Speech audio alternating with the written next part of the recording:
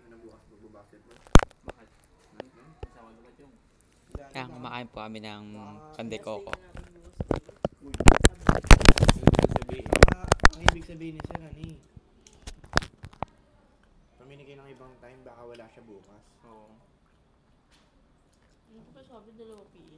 Unang pinakita sa akin yan yung text niya. Wala naman sabi, yan lang. May available yung time para mag-PE.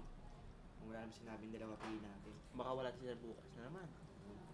Pwede. Ganun ang ibig sabihin ni Sir.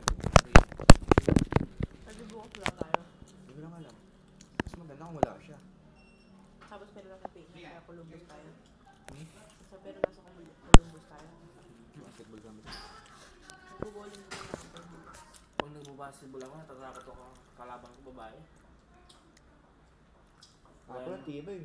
Kagaya na. Ginaano ko kaya yun. Kagaya na. Hindi ko nakalaban.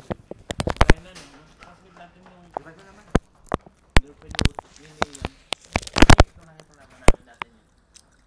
Takot ako dito pa, parang masasanggib ng dubdub ko eh. Ang basketball, di ba?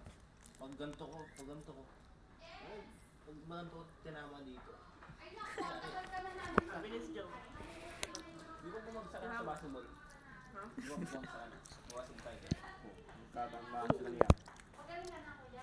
Si Abol, parang ano, walang katapos yung laro niya. Tataglit siya. Lakas nga daw namin, sabi ni Eric. Batang dalawa.